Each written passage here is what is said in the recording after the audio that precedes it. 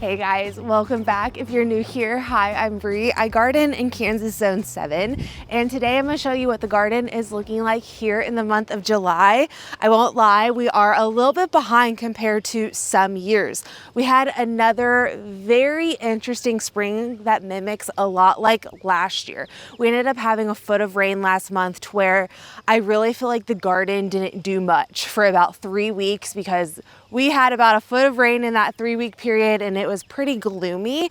And then this last week we finally dried out and I feel like the garden is really getting going, but I do feel like we are behind, kind of like last year. But I looked back at last year and I'm like, wow, I'm more behind this year on a few things, which we will get into. I will definitely say, I mentioned this in the last video, obviously, I am in new territory this year, so that comes with new challenges. I am in the same zone, but I am just in a different environment. So that's brought on different pest pressures.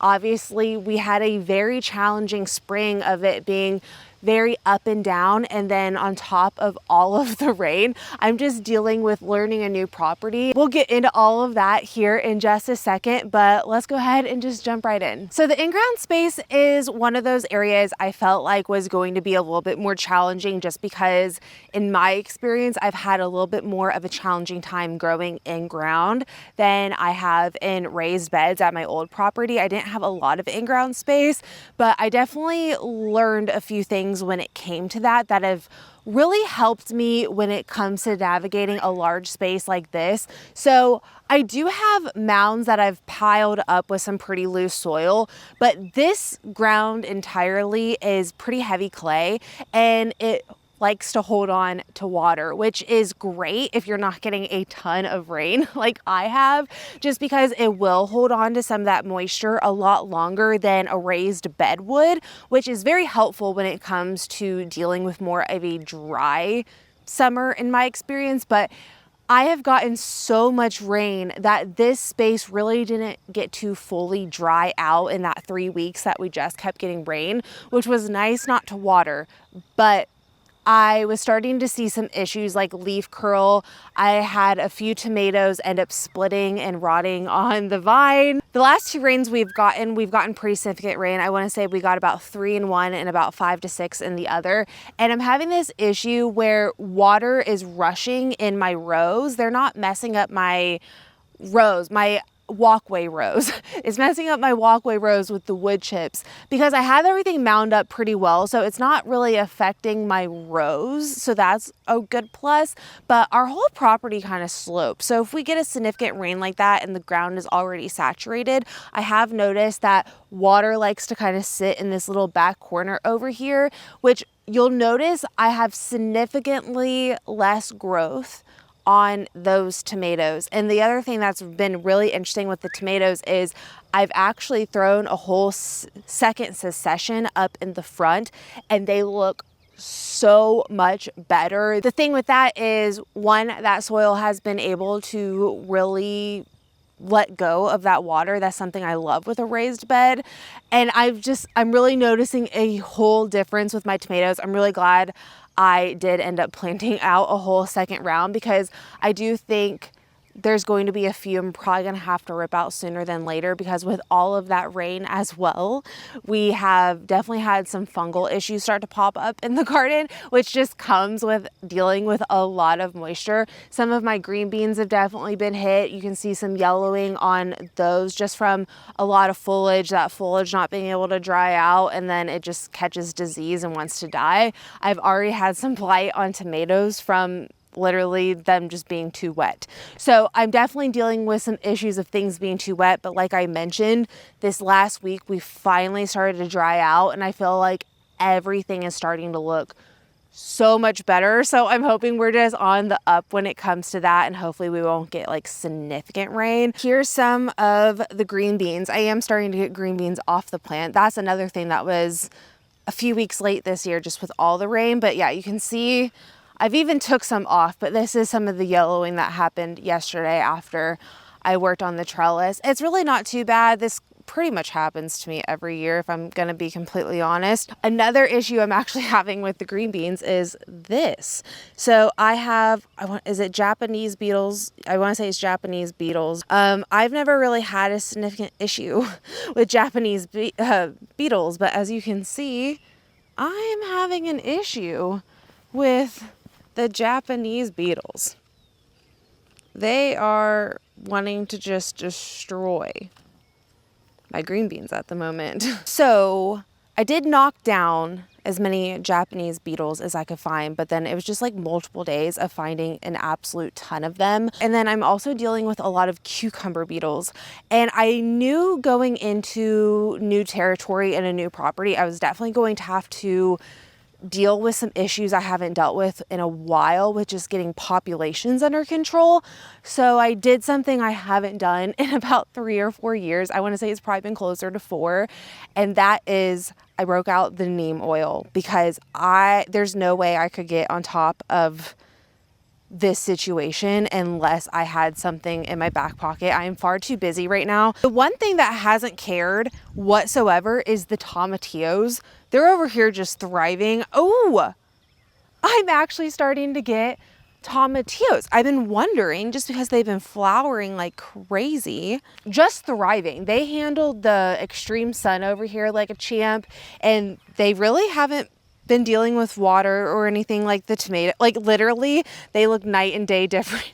The tomatillos are looking so good and the tomatoes look absolutely pitiful. And this is where I say tomatoes are hard to grow, and they're not necessarily hard to grow. You can see, like, I obviously have tomatoes on these plants, but these plants are not thriving. Okay, and then when it comes to the peppers here, these are all of my hot peppers, and then here is all of my sweet peppers, which I want to say the sweet peppers are definitely not doing as good as the hot peppers are. You can see I definitely have a good amount of flowers starting to pop up on these peppers, but you may notice I really don't got a lot of peppers. Like, I have a few there, I have a few here. I mean, there's a few there too, but most of these plants don't really have much. I want to say that's a jalapeno, and that's like the first jalapeno I'm really seeing on the plant. I felt behind with the peppers, and then I went back to July's garden tour of last year, and then I felt really behind with peppers. Like, at this point, I felt behind last year, and I was harvesting peppers. I think I've harvested like 5 peppers in total. I wouldn't say like they were great. The Lofah, it's definitely not going to be my best Lofah year. It honestly might be a lot like last year, which I didn't get much last year just because everything was behind, and then we got a hailstorm. But I currently don't have much to show for anything at the moment when it comes to the Lofah. I mean, if some of them have pollinated, I have like itty bitty ones, but even then I don't know if some of those have been pollinated or not. This is the most behind I have ever been with Lofah. They really like heat and they like a lot of sun, which we have not had in the month of June. So we will see if we get much of anything. They need to be put on pretty soon. Last year, I had some decent ones set at this point, and I want to say I still didn't harvest those until end of August, beginning of September. So at this point, I'm thinking if we get much Lofah at all, it's going to be late. It's going to be September and into October, and they really need to get going. I've had flowers and everything, but I don't think everything's timing out right. I don't know. Now, way down here, I do have some cucumbers, which shockingly enough have been doing really well. I have not had good cucumber years in a few years, but somehow these are doing pretty well, and I will probably be harvesting some cucumbers tomorrow. I also have birdhouse gourd, which this just now really started to take off as well, but it's really starting to just take over, which I kind of expected. This thing was supposed to be loud and proud, which I finally am starting to get like a few gourds on it. I mean, I'm excited about it. It's just something new that I thought would be pretty easy. Where I'm at, I have had very good success with gourds. I typically don't have squash bugs messing with my gourds at all unless I plant squash around where these are. But I also don't have any issues with vine borer when it comes to gourds. So I've just really fell in love with Lofah over the years, and I wanted to try a new gourd out. So that's why I'm trying the birdhouse gourd. I think it'd be a really fun winter project because we have so many birds on this property. I think it'd be really cool to maybe do like some wood carving or something in these birdhouse gourds and maybe hang up a few. I don't know. That was my whole thought behind it. I think I'm going to have an overabundance and I probably won't grow them again next year. I don't know. Maybe I will grow them again next year. We'll see. One of the things I wanted to mention was all of my planters. I had no idea what I was wanting to do with all of the planters I've collected over the years because I have a decent amount of them. But then once we moved to the new property, I was like, I don't really know what I'm going to do with these. Like, I felt kind of pointless to have them just because I have so much I can do with this property. But then I tried to plant out sunflowers multiple times. I planted out a few different rounds of sunflowers along the fence line. My husband was trying to weed whack around the T-post and he cut off the sunflowers I planted twice. And I was just sitting in bed one night and I was like, what can I do? Because I really wanted to line the fence. So yeah, I have my two front ones, which it always annoys me when this happens. When I plant sunflowers out at the same time and then one is significantly smaller just because I do it for it to be uniform. But yeah, I have pots that are just scattering the whole 3 sides of the garden just because I have my sunflower patch way back there. But I think it adds just a cute little character to the garden and it's a good way to use those pots up. Also, I have fishing line around my T-post until we have some time to get the fence up. Over the last few days, I have put in so much time getting the garden reset, just weeded, put together, stuff planted out. I had to harvest some stuff. I've also put in some significant time when it comes to this in-ground space. The one thing with the in-ground space that I suspected was it was just going to be a lot more work and upkeep to keep weeded and looking nice, which just comes with the territory of an in-ground garden space. And it definitely has been a lot of work, but I'm definitely proud on how well I've kept up with it to this point. I'm sure over the next handful of weeks, as life gets busier with harvest, I won't have as much time to just weed and do different things, but the in-ground space is looking just really pretty and I really enjoyed it. I did end up throwing some mulch and weeding the sunflower area yesterday. I do have a few sunflowers that didn't end up popping up, which I have tried to reseed a few times. You can see I have a really small one here, another one here, a few small ones right there, but I've had a few not pop up at all, but I still think this little area will be really pretty. This is a bunch of Goldie honey bears. I will say my marigolds are actually looking beautiful. Got some cucumbers coming along. That one's getting really close. I'll probably harvest that one tomorrow. But yeah, we have a decent amount of beans coming on. I probably should harvest these for dinner tomorrow, actually. And then here is our one birdhouse gourd. And then I do have like a smaller one over here. There's a few other smaller ones. We have these cucumber beetles, man. At this point last year, I did have some decent sized pumpkins set.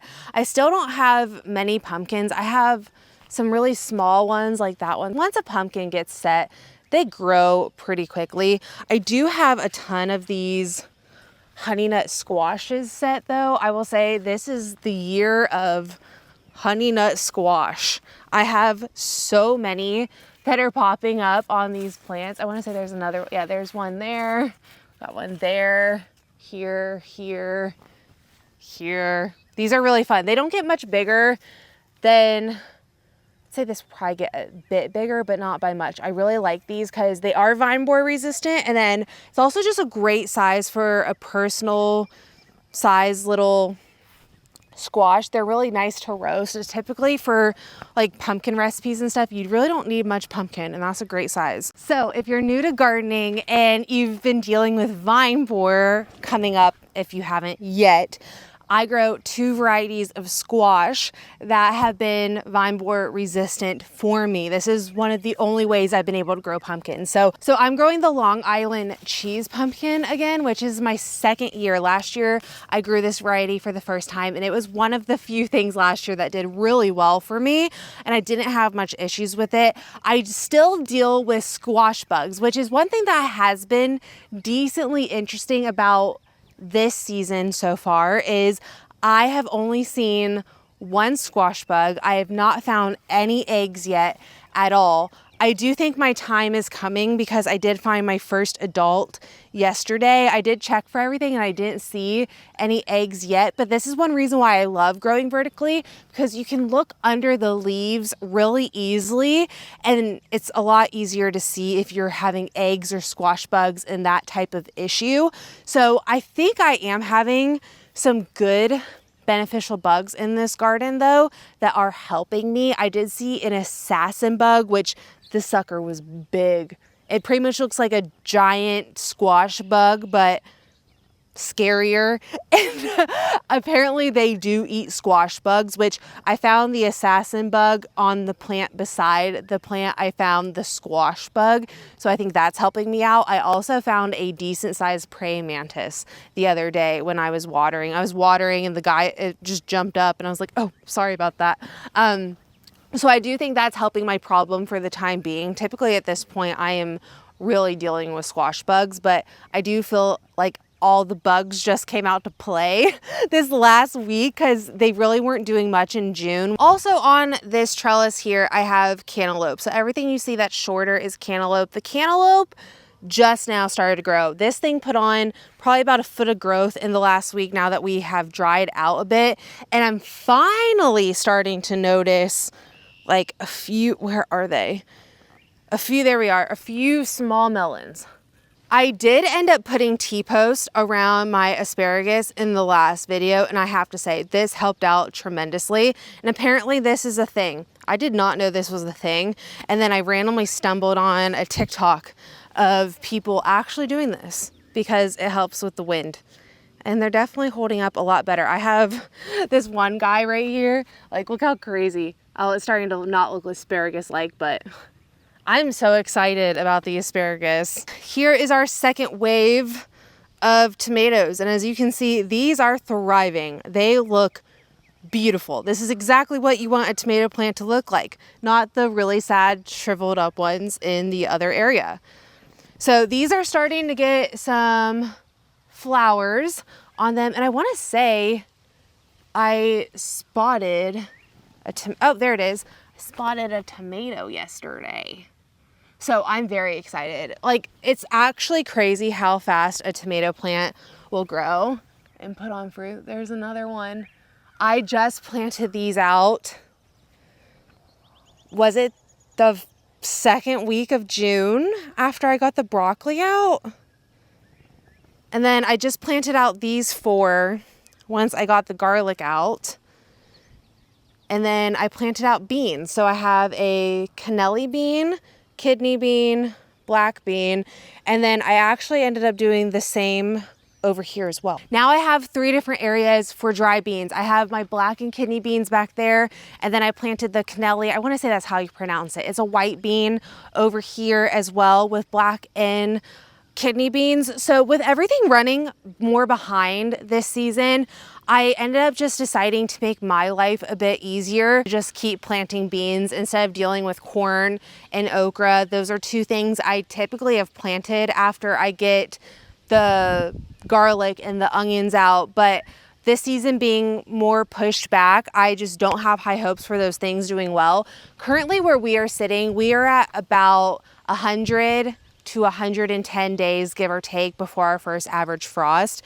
And that will give me enough time for beans to dry out. And then That way, when it comes like late October, November, when life starts to slow down a little bit, I can get the beans, I can can the beans, and we go through so many beans. And this is the first time I've actually had a lot of room to really play around with dried beans. You have to grow a lot of dried beans to get a decent amount. I learned that pretty quickly. In 2021, when I did my garlic, I turned around and planted black beans for the first time, and I was just amazed on how little of amount I got out of one 8x4 garden bed. So I currently have 3 waves of beans planted. And then since we're on the subject of onions, they are looking pretty good.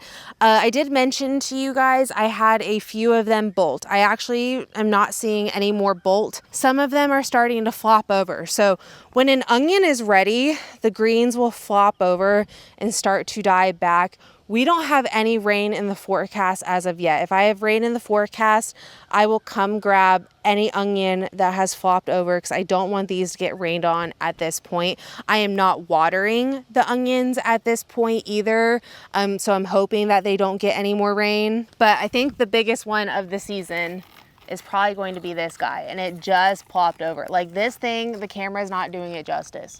It is so huge. And then we have the poppies. So they are pretty much completely died back at this point.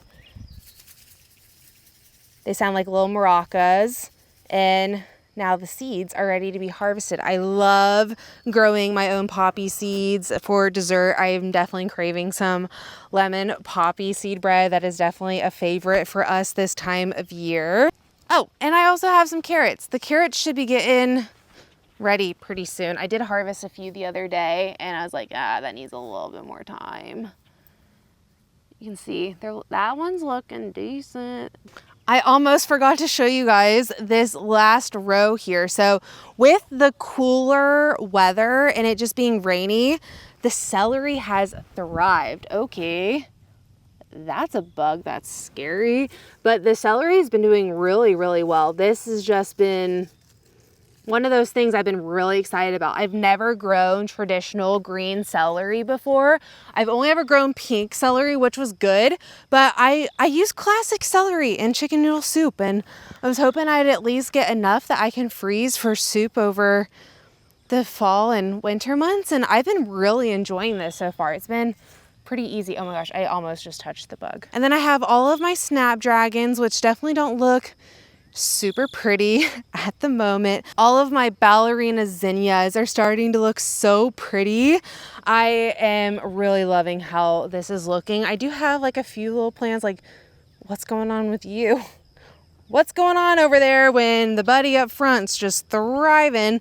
But those are looking good. I will say I had some issues though with cosmos. So my cosmos just wanted to completely die. I have a few more popping up right there that I seeded, but I only have 2 plants. All of that was supposed to be cosmos, and they clearly just weren't thriving and they died.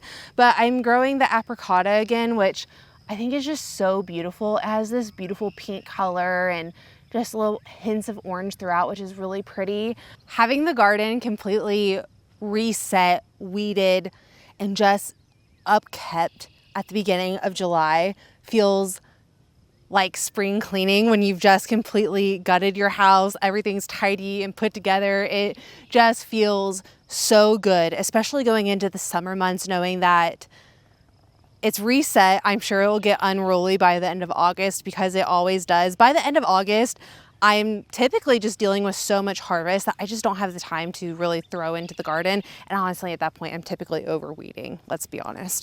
I will say though, the potatoes were absolutely great this year. I planted more potatoes than I typically do, but the quality of potatoes was great. I had a great potato harvest. Even though I did deal with some witches brooming with the garlic, overall, the garlic was great. Best chestnut I've ever grown by far. And I'm definitely having wins in the garden. It's just been one of those seasons that's been challenging, which I definitely expected just being in new territory. But the navigation of different pest pressures has been one of those things I definitely expected, but it's been interesting to see it play out with different beneficial bugs being here and things not being an issue and other things being an issue just compared to my previous property. Being in the same zone, I definitely expected some similarities. Microclimates are definitely a real thing, and I've definitely noticed the microclimates between both the gardens as well, which has just been another thing to navigate. Overall, we are really just getting into the peak gardening season. The next 8 weeks are going to be the thing that will really tell how well this season will turn out. We definitely had a challenging spring, but I am very hopeful that that is just going to lead us into a really great summer. Summer's really just getting started over here, and I'm really liking where we are at in the garden. Like I said, everything is reset for this second half of the season. We are starting to do pretty well on a few things. I definitely don't think this is going to be the year of overabundance, but I definitely hope we can redeem ourselves in some ways, especially with the tomatoes. I would like to at least can some diced tomatoes and some salsa. I'm thinking salsa might be challenging just with the pepper issue we are currently having, but we'll see. Peppers are one of those things. It's a lot easier for me to source. Either way, that's my little ramble. That's where we're at in the garden here at the beginning of July.